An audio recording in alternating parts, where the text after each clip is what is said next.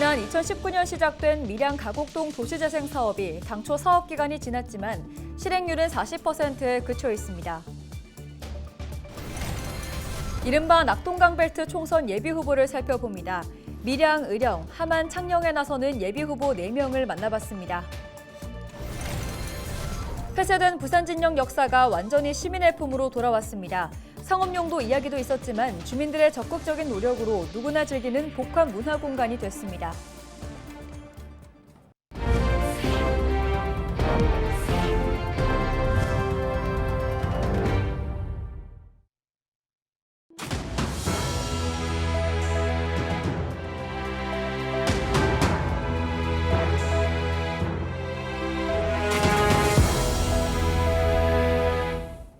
시청자 여러분 안녕하십니까? 헬로티비 경남뉴스입니다. 지난 2019년 밀양 가곡동 일대에서 시작된 도시재생 뉴딜 사업이 암초에 부딪혀 속도를 내지 못하고 있습니다. 침체된 지역에 활기를 불어넣겠다며 시작한 사업인데 왜 지지부진할까요? 전주현 기자가 취재했습니다. 밀양시 가곡동입니다. 기차역이 있는 동네로 밀양에서 교통의 중심지지만 인구가 지속적으로 줄어들면서 노후된 원도심으로 전락했습니다.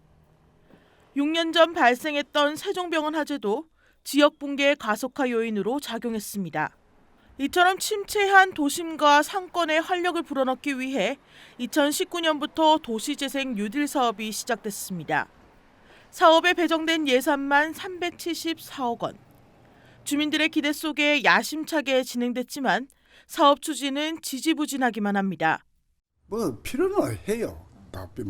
새로 앞에 이게 청년주택도 들어오고 하는 게 다 필요는 한데 실질적으로 사람을 끌어모아서 할 수 있는 그런 게 좀 부족하지 않느냐 싶습니다. 그거는 상당히 고민을 많이 해봐야 될 문제 같아요. 현재 사업 진행률은 겨우 40%. 당초 계획대로라면 지난해 사업을 마쳐야 했지만 더디기만 합니다. 상상 어울림센터와 상상창고 등 일부 시설만 제 모습을 갖췄을 뿐입니다. 밀양시는 사업 계획서 안에 근대문화 유산이 포함되어 있는 데다 주민 소통 공간으로 조성하려던 사업지가 구조 안전 등급 D등급을 받으면서 사업에 차질이 생겼다고 밝혔습니다. 결국 지난해 11월 국토부의 사업기간 연장 승인을 받았습니다. 하지만 사업 계획 단계부터 부실했던 것이 아니냐는 지적은 피할 수 없게 됐습니다.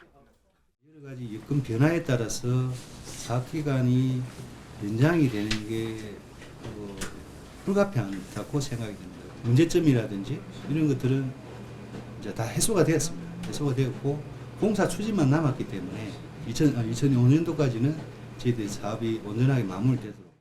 오는 2025년까지 사업 기간이 연장된 가곡동 도시재생 뉴딜 사업. 사업이 손질된 계획대로 완료된다 하더라도 저출산과 청년들의 대도시행 유출이라는 문제 해결 없이 도시재생만으로 예전의 활기를 되찾을 수 있을지 미지수입니다. 헬로티비 뉴스 전주현입니다. 4월 총선에 나서는 이른바 낙동강벨트 예비 후보들을 살펴봅니다. 이번 시간에는 4개의 지자체가 하나의 선거구로 묶여있지만 조금씩 성향 차이를 나타내는 밀양, 의령, 함안, 창녕 선거구입니다. 출사표를 던진 4명의 예비 후보를 만나봅니다.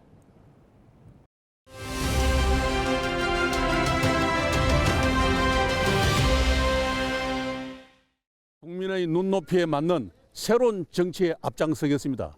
깨끗하고 도덕적이며 윤리적이고 책임감 있는 그런 정치를 구현하겠습니다. 국회의원의 특권을 모두 내려놓겠습니다. 지역 발전과 대한민국의 발전을 위해 저희 삶을 다 바칠 각오로 최선의 노력을 다하겠습니다.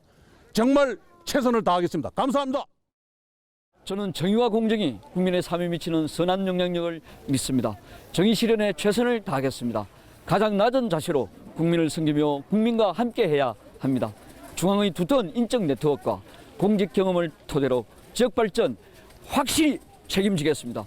저 박용우가 여러분의 미래를 바꿔드리겠습니다. 감사합니다. 삼선의 밀양시장, 환경부, 청와대를 거쳐서 중앙과 지방, 행정과 정치를 두루 경험했습니다. 저를 선택해 주신다면 국민의힘의 성공과 지역의 발전을 확실히 견인하겠습니다. 저는 지역민들에게 일과 성과로 보답하는 국회의원이 되겠습니다.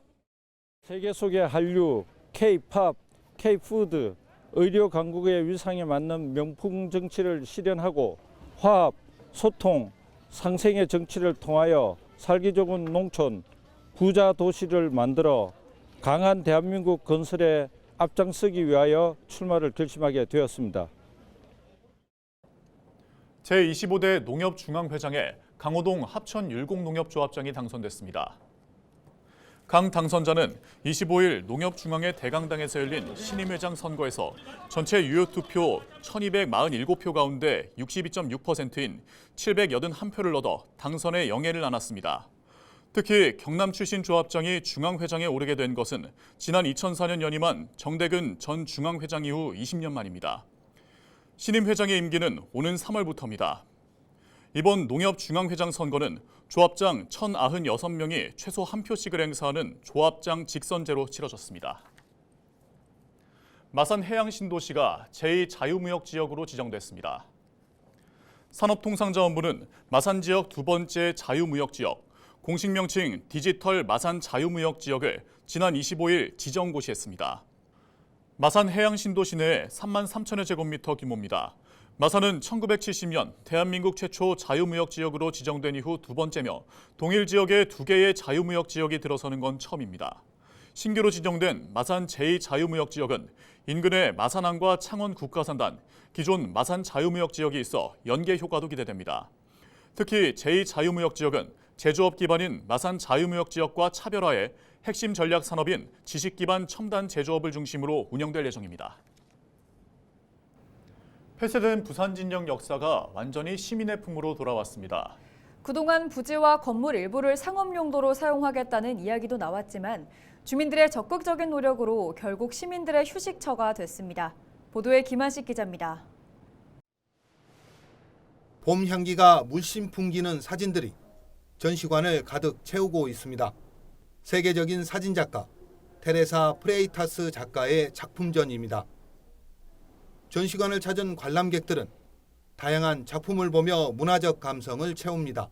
대구에서 여기까지 왔는데 이제 인터넷에 찾아보니까 여기서 열린다고 하니까 이제 보러 왔는데 되게 인상 깊고 너무 좋은 시간이 된 것 같습니다. 작품전이 열리는 공간은 지난 2005년 폐쇄된 부산진역 역사입니다. 문화 플랫폼으로 이름 지어진 전시관에서는 지난 2022년 4월부터 지금까지 8번의 전시회가 열렸습니다. 1년 9개월여 동안 누적 관람객은 3만 명가량으로 집계됐습니다. 전시관 바로 옆에는 커피 박물관이 자리 잡았습니다. 주민들을 대상으로 커피 관련 교육도 이루어지고 커피를 소재로 한 다양한 콘텐츠도 선보이고 있습니다. 한쪽에는 어린이들을 위한 복합 문화 공간도 조성 중입니다. 지역 명소를 배경으로 한 실감 체험존은 물론 4차원 미디어 아트 공간에서는 다양한 작품들도 만날 수 있습니다.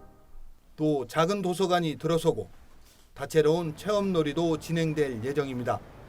폐쇄된 부산진역 역사부지는 전체 4천여 제곱미터 가량으로 북항 재개발 사업지와 원도심의 중간에 위치해 있습니다. 이 공간은 누구나 즐길 수 있는, 특히 북항 재개발 지역과 우리 동구가 같이 이래 삼북도로를 연결해주는 이런 구심점으로서 중요한 역할을 할 것이다. 지난 1905년 문을 연 이후 100년 넘게 역으로만 운영됐던 부산진역. 이제 시민 누구나 찾고 즐길 수 있는 공간으로 새롭게 태어났습니다. 헬로티비 뉴스 김한식입니다.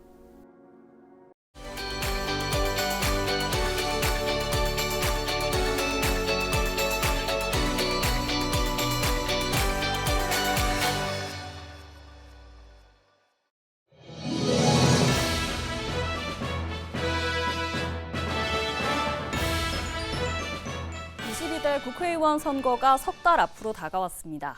선거 달력을 한번 넘겨볼까요? 가장 먼저 기억할 날짜는 2월 10일입니다. 선거 60일 전인 이날부터는 지방자치단체장들의 행위에 제약이 따릅니다.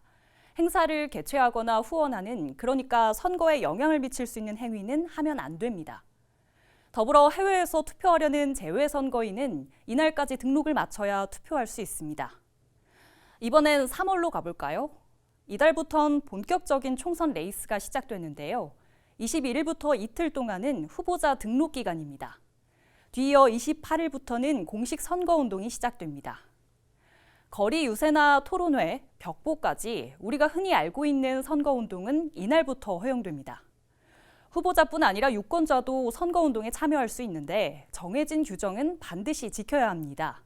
특히 누구든지 이번 선거부터는 AI 기술을 활용해 후보자의 사진과 영상을 제작해 유포하면 안 됩니다. 선거운동에 대해 궁금한 점이 있거나 위반 내용을 신고하고 싶다고요? 그렇다면 국번 없이 1390으로 하면 됩니다.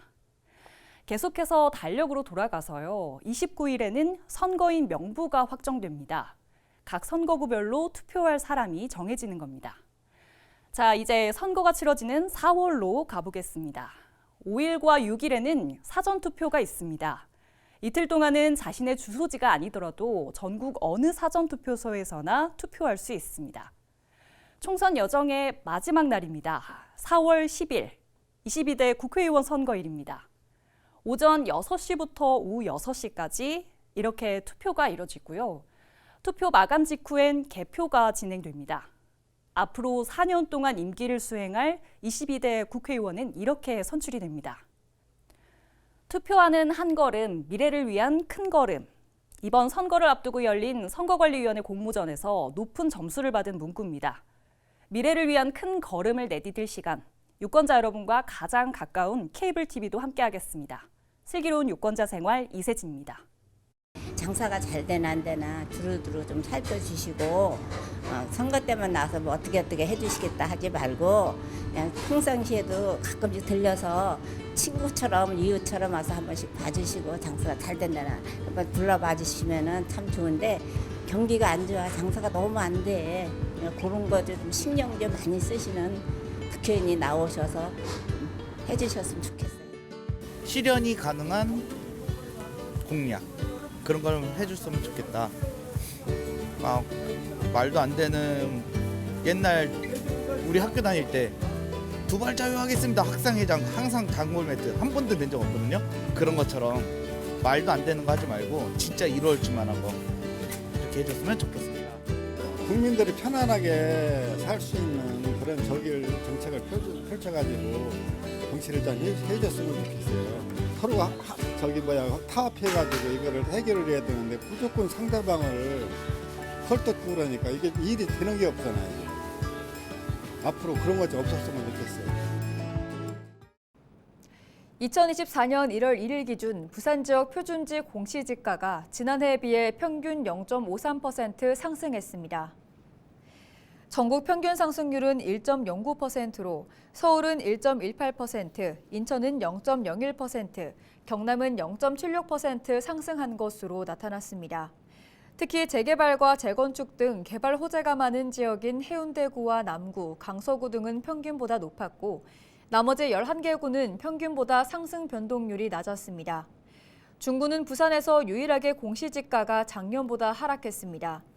시내 표준지 지가가 제일 높은 토지는 부산 진구 부전동으로 제곱미터당 4,335만 원을 기록했고 가장 낮은 곳은 금정구 오륜동 산 40번지로 제곱미터당 989원으로 나타났습니다.